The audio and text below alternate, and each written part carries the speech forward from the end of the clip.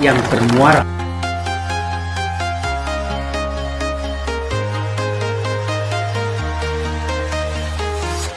I'm walking alone, the streets are empty.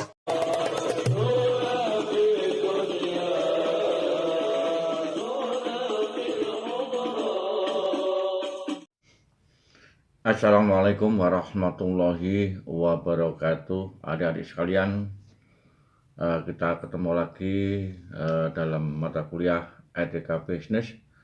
Kali ini kita pertemuan kedua, kita masih membahas tentang bagaimana, kenapa di dalam bisnis itu ada etika. Sehingga nanti sebelum kita menginjak ke teori-teori etika, maka kita harus memahami dan tujuan kenapa di dalam bisnis itu ada etika. Oke adik sekalian, kita menginjak tentang bisnis ya. Kenapa ada bisnis? Jadi bisnis ini merupakan sebuah kalimat yang tidak asing bagi kita, bahwa bisnis itu adalah suatu kegiatan ya, yang memproduksi, menjual barang dan jasa memenuhi kebutuhan masyarakat. Jadi bisnis ini merupakan suatu kebiasaan ya, artinya sesuatu yang terjadi sejak dulu, bahwa setiap manusia itu saling membutuhkan, sehingga timbullah bisnis karena untuk memenuhi kebutuhan manusia yang lain, dengan istilah kalau zaman dulu itu adalah barter, belum ada uang.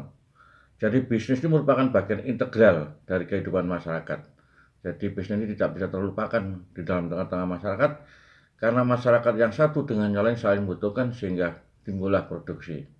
Nah, di antara produksi yang kemarin sudah saya jelaskan ya, nah bahwa manusia itu makhluk sosial, selalu membutuhkan baik kebutuhan primer maupun kebutuhan sekunder. Jadi bisa disebut bisnis karena kita selalu berusaha untuk memenuhi kebutuhan orang lain dan ditukar dengan barang, atau ditukar, kalau dulu ditukar dengan barang disebut barter, sekarang sudah ditukar dengan uang, dengan nilai uang. Kemudian dari sudut pandang bisnis, jadi bisnis itu sudut pandangnya adalah secara ekonomis. Jadi setiap orang itu mengadakan bisnis, maka mereka berusaha untuk mencari keuntungan yang sebesar-besarnya. Nah itu, jadi kata-kata bisnis ini, setiap orang itu potensi untuk bisnis, hanya yang bisa mengidentifikasi mereka yang bisa berbisnis.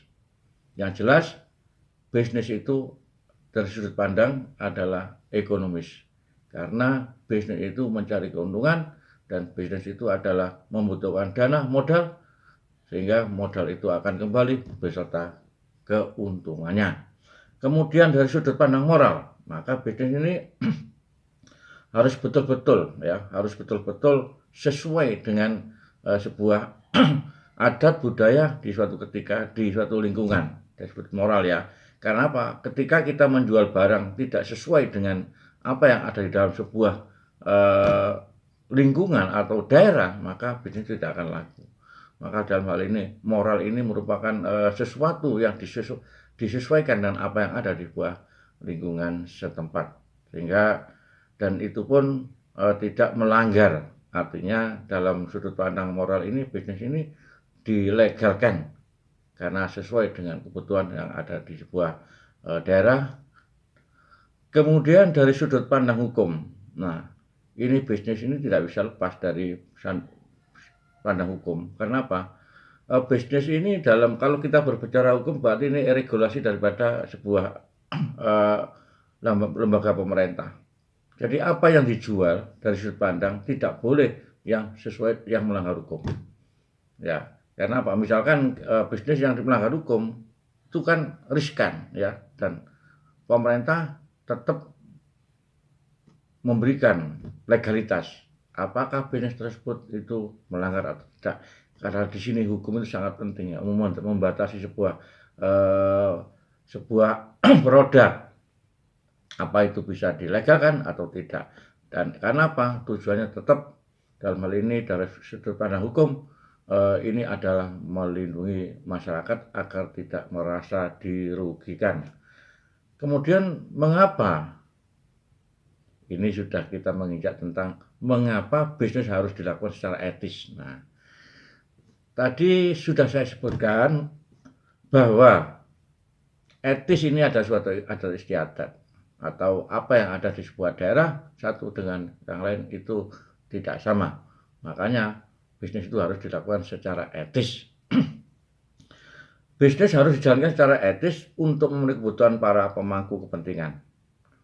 Dalam hal ini pemangku kepentingan itu adalah banyak ya, berkaitan yang satu adalah masyarakat ya, kemudian karyawan dan lain sebagainya dan pemilik usaha itu sendiri. Maka bisnis itu harus dilakukan secara etis agar artinya dalam hal ini ada secara etis adalah tidak memenuhi kebutuhan masyarakat pemangku kepentingan. Artinya karena bisnis ini adalah berkaitan dengan orang lain sehingga harus dilakukan secara etis agar tidak merugikan masyarakat tersebut. Makanya bisnis itu harus etis karena ini berkesinambungan. Nah, ketika kita bisnis itu merugikan orang lain, maka ini sangat riskan dan tentu saja ini tidak akan laku selamanya. Kan pengaruh positif yang kedua, pengaruh positif etika bisnis terhadap pada profitability perusahaan di masa yang akan.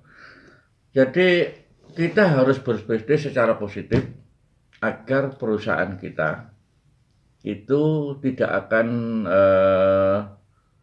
berhenti sampai di sini.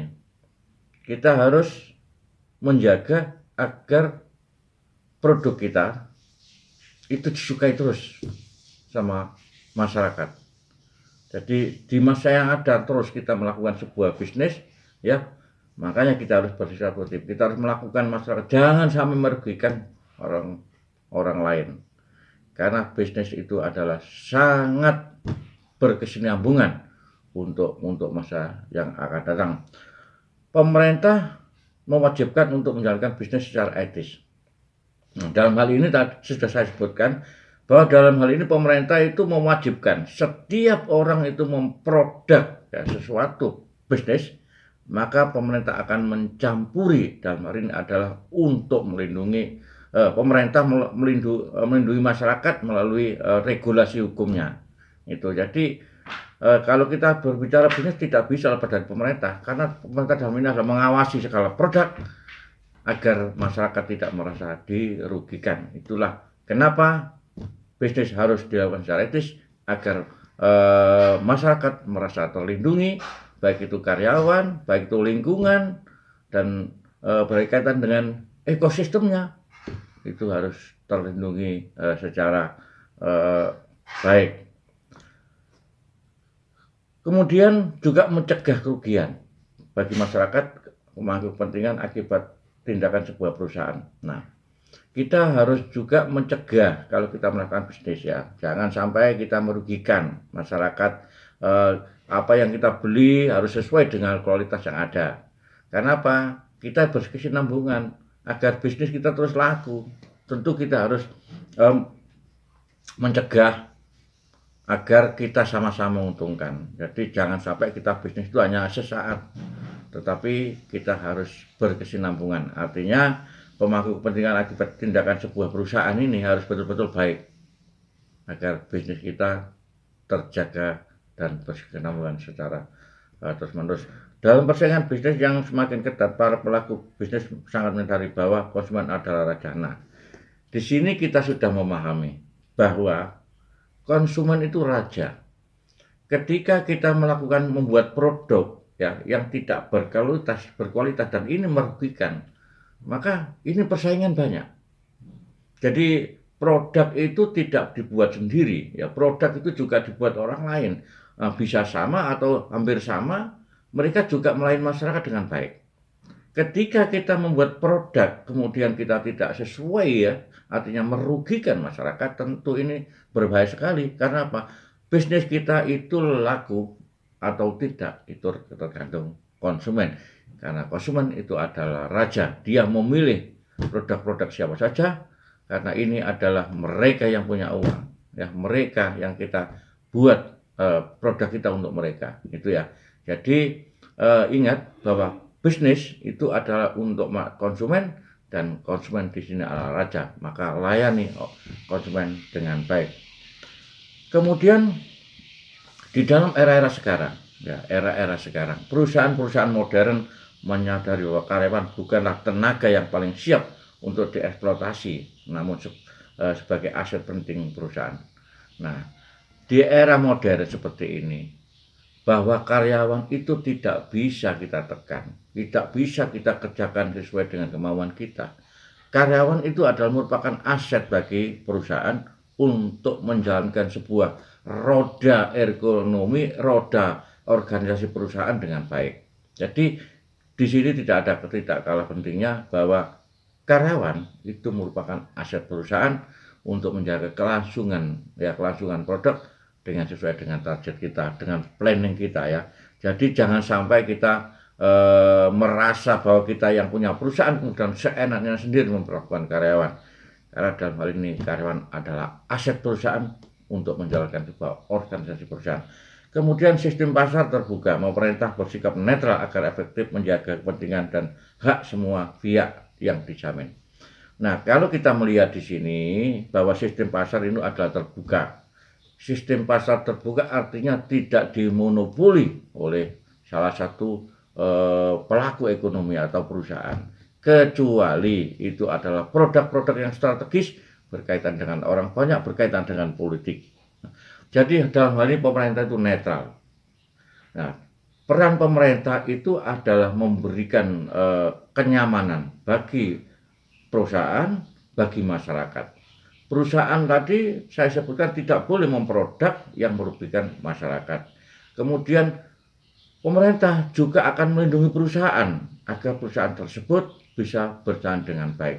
Jadi artinya sistemnya terbuka, tetapi tetap pemerintah punya kebijakan produk-produk yang sifatnya strategis tetap dikuasai oleh pemerintah karena ini berkaitan dengan orang banyak dan ini berkaitan dengan politik agar negara aman ya. Ini berkaitan dengan yang dikuasai pemerintah adalah diantara adalah BBM, nggak bisa. Jadi BBM itu tetap produk-produk pemerintah yang menyalurkan yang bebas. Jadi seperti bulog ya, beras tetap dikuasai oleh pemerintah.